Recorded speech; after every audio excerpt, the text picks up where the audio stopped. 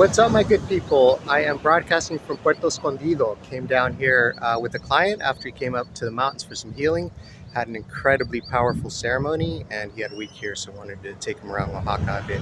Took him up to San Jose, then came down to the beach to Mazunte, and now we're in Puerto. I wanted to share a story about Puerto and a story about my dad. When I was 11 years old, my dad was suffering from depression and some health issues, and life in the U.S. was really breaking him. And so he decided to take a break from U.S. life and search for healing throughout Mexico, looking for healing through nature. He was very much indigenous nature man, very connected to the earth and to nature and to God, source. He was an incredible man. Those of you who knew him know exactly what I'm talking about. So he traveled throughout Mexico with my mom, searching for the place that would heal him. And after several months, and I forget exactly how long they were traveling, but they ended up here in Puerto Escondido before the town was here. There was nothing here, actually. I'll show you. It's a big city now, huge city, actually. And he arrived here, and there was nothing except those fishing boats, but there was only like a few of them from what I remember. When I was 11, my brother and I came to spend a summer here with him during summer break from school. He camped on this beach for 2 years to get his health back, and in a tent. And he just spent his days running. He was a runner. We are Tarahumara, so we are natural born runners. And so he would spend his days just running up and down the beach, swimming. Again, there was nothing here except some fishermen. It was absolutely beautiful. All pristine beach and palm trees, and just incredible. And from what I remember, we were camped somewhere along here because I remember crossing this lagoon every day. I remember this. I have little glimpses of memories, a lot of memories swimming in the ocean, body surfing these waves, which, if you know Puerto Escondido, Cicatela is one of the world-class surf spots in the world. It's known as the Mexican Pipeline. Some of the biggest waves in the world. And I remember body surfing those waves. And I wouldn't even do that now. It's freaking crazy. So either my parents didn't care about me, or they just really trusted my swimming abilities. I made it out alive. And I think this is probably why I am very comfortable in the ocean. I've always been a fish. Probably had to do with this. This was like the best training you can get for surviving in the ocean. Yeah, check out those waves. Epic. And so over the course of 2 years, he healed. He healed his depression. He healed his health issues. And it was just such an incredible story of recovery. After that, he went back to the U.S., and then many things happened after that.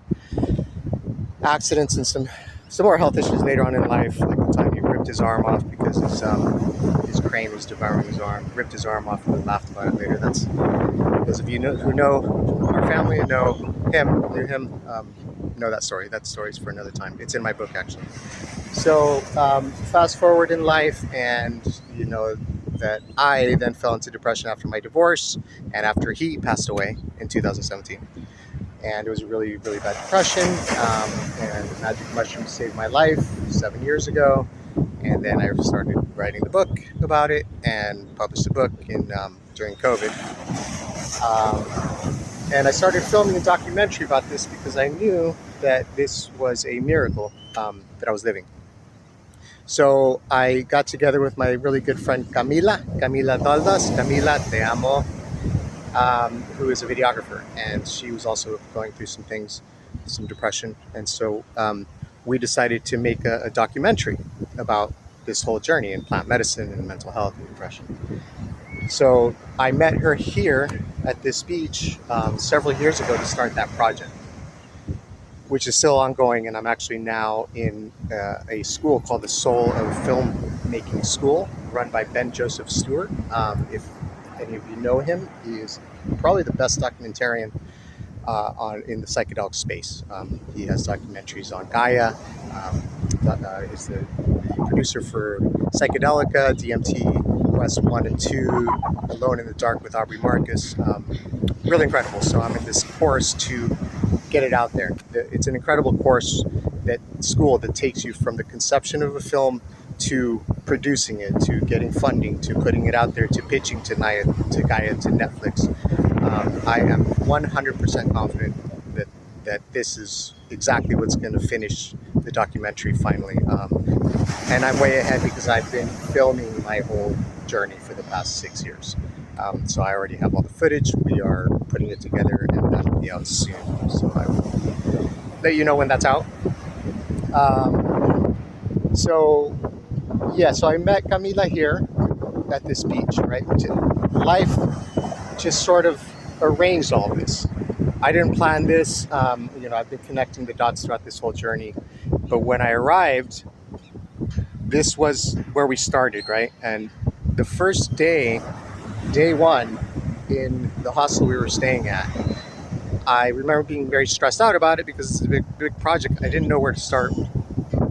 And I was in the kitchen and I heard this bird whistle like this. If anybody knows my dad and my family, that's the whistle he used to whistle that to us as when we were kids. My whole childhood, that exact whistle. I never heard it other from my dad. I heard that whistle just once, and I was like, "What the hell?" And I looked outside. I was looking for the bird. Didn't see it. Didn't hear it again. Just one whistle. And then it occurred to me, definitely later when we were filming and we took a mushroom journey, that's probably my dad's soul.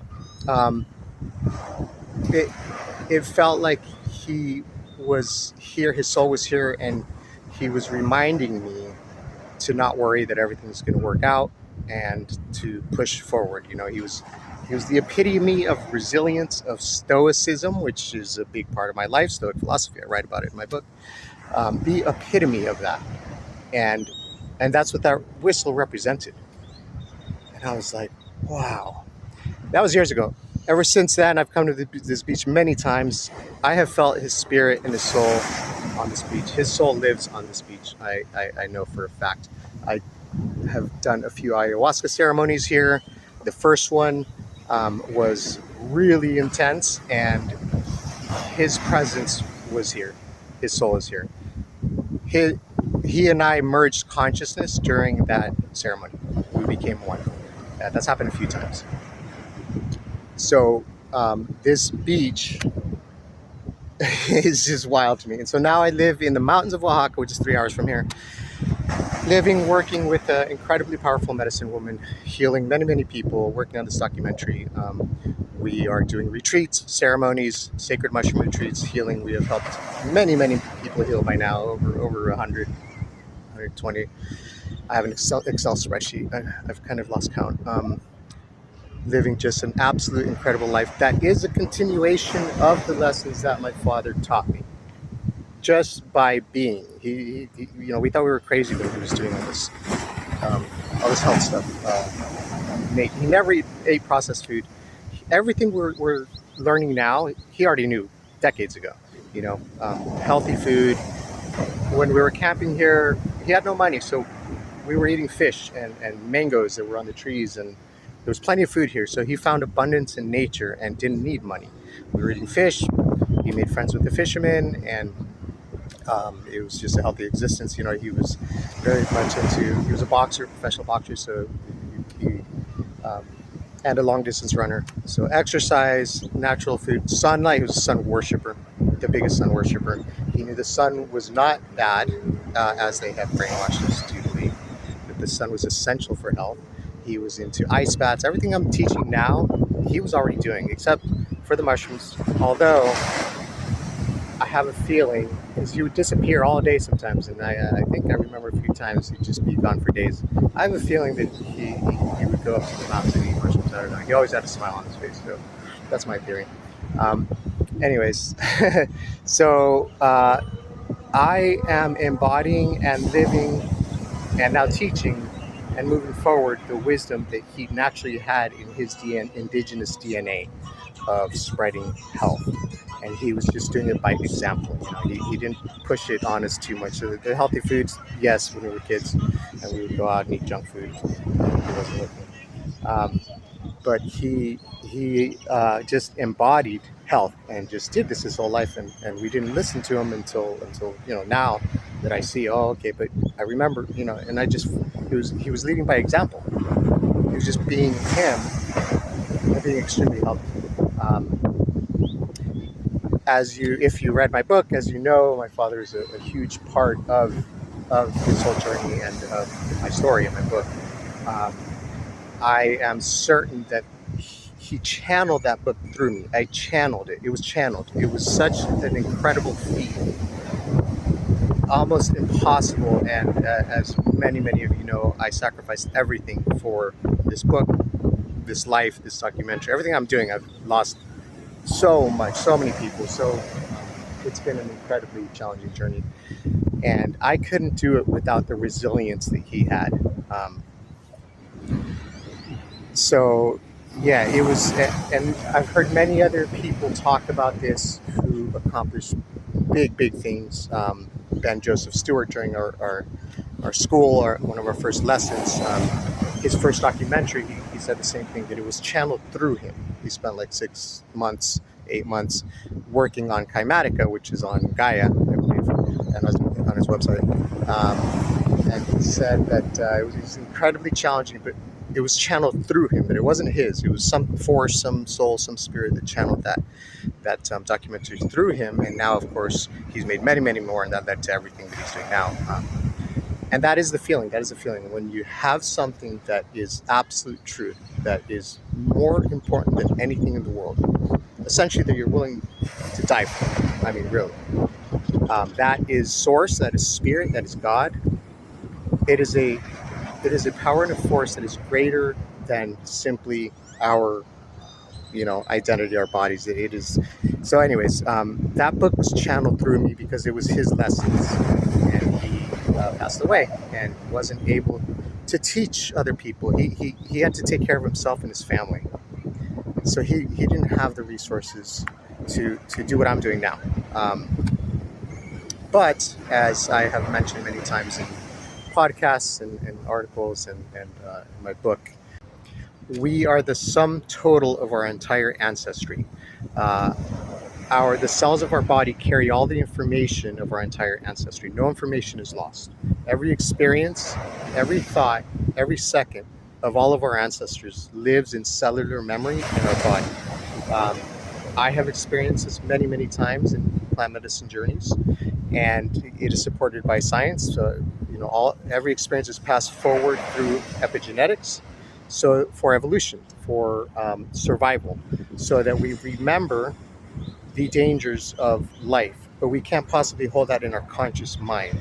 So it is compressed kind of like a zip file and stored in the cells of our body, in our nervous system, so that we can act quicker than think. Um, and so we are the current avatars of all of our lineage. I am every single one of my ancestors. I am my father, my grandfather, and so on and so forth, all the way down the line. So what I'm doing now is the culmination of my entire ancestry, which is Tarahumara, which is indigenous, which is just so deep, so deep beyond words. So yeah, so that's the story I wanted to share with you. Oh, look at those waves! God, this place is just incredible. Yeah, this is where it started. It started when I was 11 years old, here on this beach, and I feel him every time I'm here. I know his soul lives here. Well, that's my story. If you have a chance to come down to Puerto, I suggest it. It's really beautiful. And if you are interested in coming to visit me in the mountains, that's equally beautiful. It's some of the most incredible mountains in the world. We are doing retreats and ceremonies. If you need some healing, suffering with depression, health issues, or anything at all, reach out. Reach out. We have the solutions. We really do. All right. I'm now going to walk back to our hostel, which is on the other end of the beach. Okay, I hope you are all well and healthy and fine and thriving and loving life. And if you're not, reach out. I'll show you how. Peace. I want to elaborate just a little bit what happens during plant medicine journeys, especially mushrooms, psilocybin mushrooms and ayahuasca, is that when we eat these medicines, we are activating and re-emerging the memories, the ancestral memories and experiences and lessons that live in our body. Our body is a record of all of our ancestry. And so plant medicine journeys activate these memories where you can experience far deeper than the analytical mind, than the conscious mind. You tap into the subconscious. It opens the floodgates to the subconscious so you can experience the ancestral traumas that we all carry. Nobody's free of ancestral traumas. And these memories and this method of learning in cellular memory leads to the traumas that we carry, the tendencies that we have, everything that we have learned. I mean, if you think about language itself, is we're just hearing sounds and then making meaning out of it, and then repeating these sounds. So everything that our ancestors learned and all of the dangers and fears, people have phobias. Sometimes they can't explain why they have certain phobias. That's because it lives in the body. And so plant medicine journeys allow us to experience the ancestral roots of our traumas so that we can heal them and break ancestral cycles, break cycles of trauma, cycles of abuse, things like that. My next book and the documentary that's coming out soon is the main focus is this, of how to heal these ancestral traumas that manifest in usually family dynamics, toxicity, all of the things that we all know. Families are difficult. Why is there's a reason for that? Why is that? It's because it's a big subject, but it's a web of trauma that lives in our bodies and in the family itself, and then goes into IFS, internal family systems, which is the system within our body, is sort of a schematic of the mind, and that manifests out into our external family systems, which mirror our internal family systems. All is one, everything's connected. It's a big topic. That's why I'm writing a book about it. And so the way to heal ourselves is tap into the subconscious and get to the root of the traumas. The way to heal families is heal ourselves, and then that will manifest out into healing the families. And by healing ourselves, we can heal families, we can heal everybody around us. The only way to make change, the only way to heal the world, humanity, is to turn inwards and heal ourselves, and that will manifest out to everybody around us. Think of it as vibrations. Nikola Tesla said, think of the universe in terms of energy, frequency, and vibration. That's exactly what we are. We know this through science as well. Everything is empty space. We are energy and vibration. So if we heal the ancestral roots of our traumas, and then we raise our vibration by the laws of physics, we will raise the vibration of those around us. There is no other way. This is physics. Just wanted to add that little tidbit about ancestral trauma. Stay tuned for my next book and documentary about this topic. All right. Love you all.